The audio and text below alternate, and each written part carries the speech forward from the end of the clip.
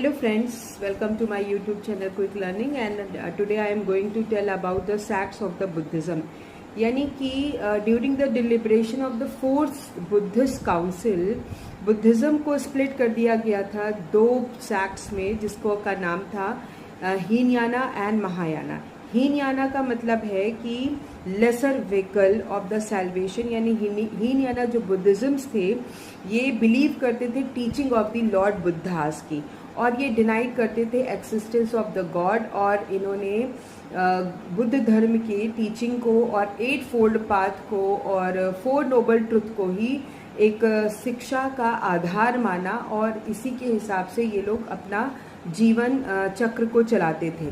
उसके बाद थे महायाना, जो कि greater vehicles of the salvation कहे जाते थे, और ये लोग बिलीव करते थे कि बुद्धा वॉज मतलब son of the God and महाबुद्धिज्म Bodhi Gaya was the very pious and pilgrimage centre of the Buddhism.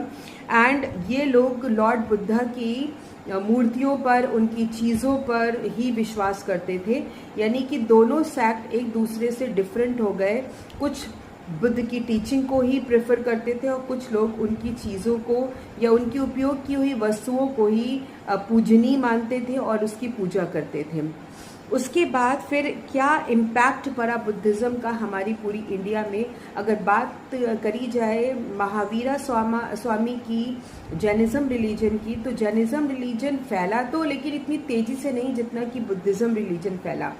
Buddhism religion को अडॉप्ट करने वाले जो हमारे जो महान नेता, महान राजा हुए जिनका नाम अशोका है, अशोका ने जो है वो बुद्धिज़्म धर्म को अडॉप्ट किया, और उसके बाद इस बुद्धिज़्म रिलीजन को स्प्रेड करने के लिए उन्होंने देश विदेश में कई सारे काम किए. उन्होंने अपने पुत्र और पुत्री को, राहुल और संघमित्रा को, इन्होंने श्रीलंका भी भेजा बुद्धिज़्म रिलीजन के मैसेजेस को स्प्रेड करने के लिए, इसकी इम्पोर्टेंस को समझाने के लिए. तो अगर कहा जाए उसके बाद आप बात करते हैं सिक्किम की, तो सिक्किम में भी बौद्ध रिलीजन को बहुत ही माना जाता है. चाइनीज़ और some part of the Japanese also follow the Buddhism religion.